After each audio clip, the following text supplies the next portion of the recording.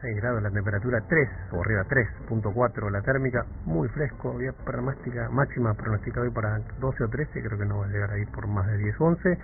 Y vamos a nuestro encuentro cada 10, 15 días para ocuparnos un poco de los intereses de ustedes, ¿no? De la defensa, lo que tiene que ver con ustedes como consumidores, con don Héctor Polino, el titular de la ONG Consumidores Libres. Héctor, buen día. Fernando saluda, ¿cómo va? Buen día, muy bien, gracias. ¿Cómo están ustedes? Bien, bien. Bueno, tenemos ahí pendiente una agenda, ustedes están ocupando últimamente del tema del aumento del precio del gas, ¿no? De la tarifa del gas, ¿no es así? Sí, efectivamente nos han llegado en Consumidores Libres numerosas consultas por parte de usuarios que le han venido las facturaciones con muchísimos aumentos, en algunos casos del 200, el 300 y hasta el 700%. Bueno, estos aumentos se deben, en primer lugar, a los aumentos en el precio del gas importado. La República Argentina desde el año 2008 importa gas líquido de Trinidad y Tobago y otros lugares del mundo, lo transporta en barcos, los descarga en los puertos de Bahía Blanca y Escobar. A partir de un fallo de la Corte Suprema de Justicia de la Nación de hace un par de meses, declaró que el decreto 2067 del Poder Ejecutivo, que estableció que los mayores costos derivados de la importación del gas correspondía pagarlo a los usuarios, a partir de este fallo de la Corte, le reitero, de hace 2 meses aproximadamente, ese decreto del Poder Ejecutivo es constitucional y en consecuencia el Poder Ejecutivo le está cobrando los mayores costos a los usuarios. Hasta ese momento, a raíz de una acción judicial que llevó a cabo por un lado el Defensor del Pueblo de la Nación y por el otro lado la entidad que yo he fundado y represento, Consumidores Libres, los consumidores, cada vez que recibían la facturación, esto venía sucediendo desde el año 2008 hasta ahora, iban a la oficina comercial de la empresa y le pedían que le hicieran una nueva facturación sin ese cargo específico, y la empresa estaba obligada por una resolución del Enargas a facturarle nuevamente sin ese cargo específico.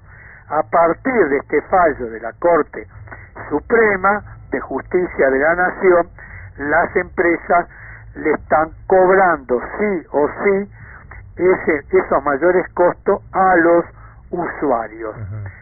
En consecuencia, los usuarios que se encuentren en algunas excepciones pueden continuar manteniendo los subsidios, y en ese caso le voy a enumerar 13 excepciones que estableció el Enargas a pedido de Consumidores Libres y otras entidades de defensa de los consumidores, para que esos usuarios que no tienen capacidad económica suficiente no se vean obligados a hacer un gran esfuerzo para pagar las facturaciones con los fuertes aumentos que vienen.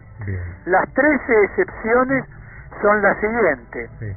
Aquellos usuarios que padecen una enfermedad crónica que implica un mayor consumo del servicio, aquellos que perciben como único ingreso previsional el equivalente a un haber mínimo, aquel que percibe una pensión no contributiva, aquel usuario que es beneficiario de algún plan o programa social, aquel usuario que tiene el domicilio afectado por actividades de índole social, por ejemplo institutos, comedores comunitarios, centros de recuperación, etcétera, aquel que percibe alguna asignación familiar, aquel usuario que cuenta con un certificado de discapacidad, aquel usuario que posee ingresos familiares insuficientes para afrontar el pago de la tarifa plena, aquel usuario que vive en la ciudad de Buenos Aires y que se encuentra exceptuado del pago del impuesto de alumbrado, barrido y limpieza, aquel usuario cuya vivienda posee características edilicias desfavorables que impliquen un mayor consumo del servicio, por ejemplo una vivienda precaria con familia numerosa, una vivienda precaria que carece de alguno de los otros servicios públicos, por ejemplo que no tiene agua potable distribuida por redes, aquel que posee una vivienda, que en la vivienda existe un local anexo destinado a la actividad comercial, por ejemplo un pequeño comercio, un taller de oficio, aquel que posee una vivienda en la cual conviven múltiples hogares con un solo medidor, y aquel usuario que es considerado usuario esencial, es decir, aquel usuario que funciona en el lugar una entidad mutual, una cooperativa, una biblioteca, una organización gremial, etcétera. Entonces, aquellos usuarios que consideran que se encuentran en alguna de estas 13 excepciones, con la documentación que justifique la excepción, tiene que presentarse ante la oficina comercial del gas que corresponde a su domicilio y dejar ahí la documentación con el pedido del mantenimiento del subsidio. La empresa de gas está obligada a elevar la documentación al Enargas, que es el ente regulador, y este va a estudiar la documentación y si considera que está dentro de los términos de la misma, le va a conceder el subsidio por un año. El usuario, si mantiene su situación antes del vencimiento del año, tiene que volver a presentar la documentación ante la oficina comercial para que le vuelvan a extender el subsidio por otro año más y así sucesivamente. Bien. Y por último, sí. Hola. Sí, lo escucho. Y por último, si usted me permite, una forma de economizar el uso del gas es aquellos usuarios que salen a trabajar a hora temprana, que queda la vivienda durante muchas horas deshabitada, tienen que apagar los pilotos de los calefones, de las estufas o de los termostanques, porque los pilotos consumen gas natural y se calcula que un piloto consume al cabo del día medio metro cúbico de gas, con lo cual si lo mantiene encendido las 24 horas del día puede llegar a consumir en el mes 15 metros cúbicos de gas. Ahora, como los usuarios residenciales están divididos en 3 categorías, R1, R2 y R3, aquellos usuarios de R1 son los que consumen en el bimestre hasta 500 metros cúbicos de gas. Los R2 de 501 a 1000 metros cúbicos de gas y R3 de 1001 en adelante.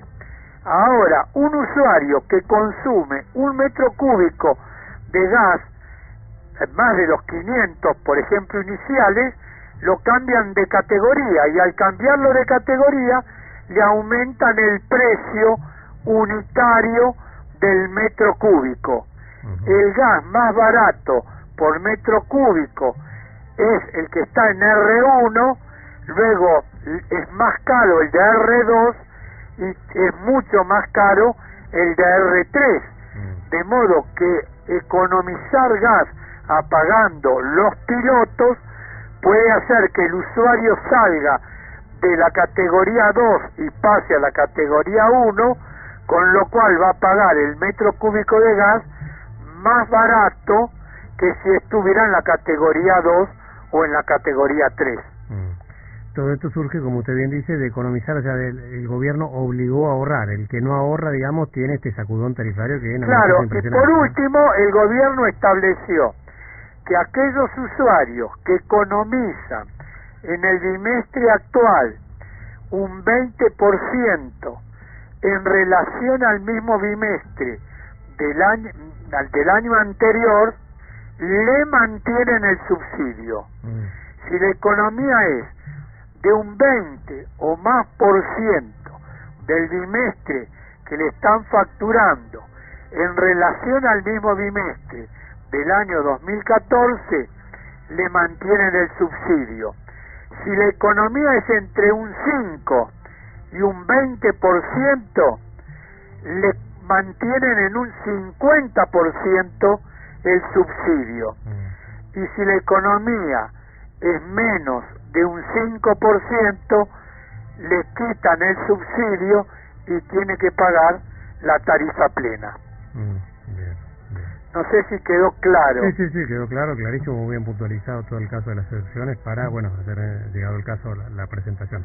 ¿Están trabajando con algún otro tema ahora, Héctor, que esté por, digamos, salir del horno próximamente? ¿En qué andan trabajando en Consumidores Libres en ese mismo momento? Y podemos aunque sea adelantar algo. Simultáneamente, ¿no? Estamos con el tema del no llame con respecto a la telefonía fija y móvil, con respecto... Ahora, perdón, la telefonía móvil no está incluida en la ley, ¿no? Está solo ¿Cómo? Solo incluye la ley, tanto en la ciudad como a nivel nación, solo telefonía fija, no incluye la No, celular. pero para estar incluido en el registro de no llame, para no recibir llamadas indeseadas molestas, cualquier hora del día y cualquier día de la semana, ese registro es tanto para la telefonía fija como para la telefonía móvil. Sí, pero esto se ha incorporado hace poco tiempo, ¿no? Porque en principio era solo, hasta donde yo sabía, era solo para la fija, ¿no? ¿En el registro de no llame? Sí. No, siempre nació, desde que nació fue para ambos servicios. La móvil lo que no es considerada un servicio público, no. Y en consecuencia eso le permite aumentar las tarifas cuando lo desee, sin necesidad de pedir autorización a la Secretaría de Comunicaciones de la Nación, y esta está obligada a convocar a una audiencia pública, y luego, después de la audiencia pública, tiene que dictar una resolución aceptando un determinado porcentaje de aumento, cosa que hoy no se hace porque la telefonía móvil no es un servicio público, y en cambio sí lo es la telefonía fija. Pero en cuanto al registro de no llame para no recibir llamadas en horarios o en días que uno no lo desea, es para tanto a la telefonía fija como para la telefonía móvil. Bien, es una buena aclaración. Bueno, y estamos en los temas de la canasta básica de alimentos, en los materias de servicios públicos, en el tema de la medicina prepaga, en fin, todos los temas que conciernen a los derechos de los usuarios y consumidores, ¿no? Bien. Héctor, muchísimas gracias como siempre, nos reencontramos en unos días. Que siga muy bien, hasta pronto. Muy bien, el doctor Héctor Polino, titular de la asociación, la ONG, que nos representa, que defiende a todos los